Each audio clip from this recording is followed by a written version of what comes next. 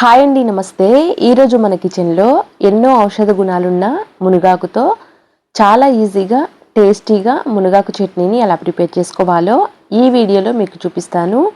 ముఖ్యంగా ఈ మునగాకు చట్నీని ఎదిగే పిల్లలతో పాటు కాస్త పెద్ద వయసు వాళ్ళు తీసుకోవడం వల్ల ఎముకలు చాలా దృఢంగా ఉంటాయండి. అలాగే కంటి చూపు కూడా మెరుగుపడుతుంది. ఈ చట్నీ ప్రిపేర్ చేయడానికి ఎక్కువ టైం కూడా పట్టదు. అలాగే చాలా సింపుల్గా టేస్టీగా ప్రిపేర్ చేసుకోవచ్చు. ఇక్కడ నేను ముందుగా మునగాకు చట్నీ ప్రిపేర్ చేయడం కోసం మట్టి పాత్రను తీసుకున్నాను.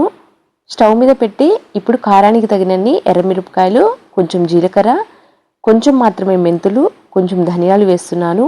అలాగే కొంచెం కరివేపాకు కూడా వేసి అంతా కూడా ఒకసారి కలిపేసేయాలి. ఇలా కలిపిన తర్వాత ఇప్పుడు ఒక 2 స్పూన్ల వరకు నూనెని వేస్తున్నాను. నూనె ఎక్కువ కూడా అవసరం లేదండి. జస్ట్ ఒక 2 స్పూన్ల వరకు నూనె వేసేసి లో టు మీడియం ఫ్లేమ్లో పెట్టి ఇవి ఎక్కడా కూడా మాడకుండా చాలా నిదానంగా వేయించుకోవాలి. మిరపకాయలు చక్కగా వేగితేనే చట్నీకి మంచి రుచి వస్తుంది కాబట్టి మాడకుండా కంటిన్యూషన్గా కలుపుకుంటూ లో టు మీడియం ఫ్లేమ్లో పెట్టి ఇక్కడ వీడియోలో చూపిస్తున్న విధంగా ఇలా వేయించుకోవాలి. ఇలా వేగిన తర్వాత ఇప్పుడు స్టవ్ ఆఫ్ చేసేసి వీటిని ఒక గిన్నెలోకి తీసుకొని పక్కన పెట్టేసేయాలి. నెక్స్ట్ మళ్ళీ ఇదే పాత్రలోకి కొంచెం మాత్రమే నూనె వేస్తున్నాను. ఒక 2 స్పూన్ల వరకు నూనె అయితే సరిపోతుంది. ఆ తర్వాత నీట్గా క్లీన్ చేసి పెట్టిన మునగాకును తీసుకుంటున్నాను. ఇక్కడ నేను ఒక 2 గుప్పెల వరకు మునగాకును తీసుకుంటున్నాను. ఇలా వేసిన తర్వాత ఇప్పుడు ఈ మునగాకును కూడా లో టు మీడియం ఫ్లేమ్లో పెట్టి ఒక 4-5 నిమిషాల పాటు వేయించుకుంటే సరిపోతుంది. ఎక్కువ కూడా వేగన అవసరం లేదండి. మునగాకులోని జస్ట్ పచ్చివాసన పోయే వరకు ఒక 4-5 నిమిషాల పాటు లో టు మీడియం ఫ్లేమ్లో పెట్టి ఇక్కడ వీడియోలో చూపిస్తున్న విధంగా వేయించుకొని ఇప్పుడు స్టవ్ ఆఫ్ చేసేసి ఈ మునగాకును కూడా ఒక గిన్నెలోకి తీసుకొని పక్కన పెట్టేసేయాలి. నెక్స్ట్ మళ్ళీ ఇదే పాత్రలోకి 3 టమాటాలని ఇలా వీడియోలో చూపిస్తున్న విధంగా కట్ చేసి వేశాను. ఆ తర్వాత పులుపుకు తగ్గట్టుగా కొంచెం మాత్రమే చింతపండుని, నెక్స్ట్ కొంచెం పసుపుని, అలాగే కొంచెం ఉప్పును కూడా వేసేయాలి. ఇలా వేసిన తర్వాత కొంచెం నీళ్లు వేయాలి. ఇలా నీళ్లు వేసి అంతా కూడా కలిపి మూత పెట్టి లో టు మీడియం ఫ్లేమ్లో పెట్టి ఈ టమాటా ముక్కలు చక్కగా ఉడికించాలి. టమాటో ముక్కలు ఉడికేటప్పుడు కొంచెం నీళ్లు వేయడం వల్ల మనం ఎక్స్ట్రా చట్నీ నూరేటప్పుడు నీళ్లు వేయకుండానే ఈ టమాటో గుజ్జులో ఉన్న నీళ్ళతోనే చట్నీ నూరడానికి సరిపోతుంది. ఇక్కడ వీడియోలో చూపిస్తున్న విధంగా ఇలా ఉడికించిన తర్వాత ఇప్పుడు స్టవ్ ఆఫ్ చేసేయాలి. పూర్తిగా నీళ్లు ఎగిరే వరకు కాకుండా ఇలా కాస్త లూజ్గా ఉన్నప్పుడు స్టవ్ ఆఫ్ చేసాము అంటే చట్నీ నూరడానికి వీలుగా ఉంటుంది. ఇప్పుడు స్టవ్ ఆఫ్ చేసేసి పక్కన పెట్టేస్తున్నాను. ఆ తర్వాత రోట్లోకి ఎర్రమిరపకాయలు తీసుకుంటున్నాను. ఇక్కడ నేను రోటి పచ్చడి చేస్తున్నాను కాబట్టి రోట్లో నూరుతున్నాను. ఇదే సేమ్ ప్రాసెస్ మిక్సీ జార్లోనైనా చేయొచ్చండి. మనం ముందుగా టమాటాలు ఉడికేటప్పుడు కొంచెం ఉప్పు వేసాం కదా, ఇప్పుడు చట్నీకి తగినంత ఉప్పు వేసుకోవాలి. మిరపకాయలు కాస్త దంచిన తర్వాత ఇక్కడ ఉప్పు వేస్తున్నాను. మిరపకాయలు వేసేటప్పుడే ఉప్పు వేసాము అంటే నూరేటప్పుడు మిరపకాయలు చిందకుండా ఉంటాయి.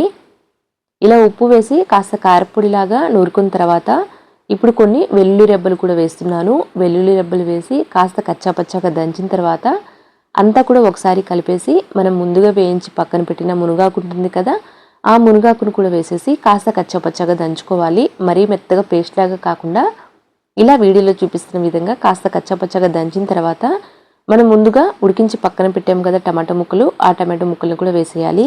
అయితే ఇక్కడ నేను ఎక్స్ట్రా వాటర్ ఏమీ వేయట్లేదు. ఈ టమాటో గుజ్జుతోనే చట్నీని నూరుతున్నాను. ఒకవేళ చట్నీ నూరేటప్పుడు కాస్త గట్టిగా అనిపించినట్లు అనిపిస్తే నీళ్ళని కాస్త వేడి చేసి చల్లారిన తర్వాత ఆ గోరువెచ్చని నీళ్ళతో చట్నీ నూరుకోవచ్చు. గోరువెచ్చని నీళ్ళని తీసుకోవడం వల్ల చట్నీ కాస్త ఎక్కువ రోజు నిల్వ ఉంటుందండి. ఇలా వీడియోలో చూపిస్తున్న విధంగా మధ్య మధ్యలో కలుపుకుంటూ ఇలా మెత్తగా చట్నీ నూరుకోవాలి.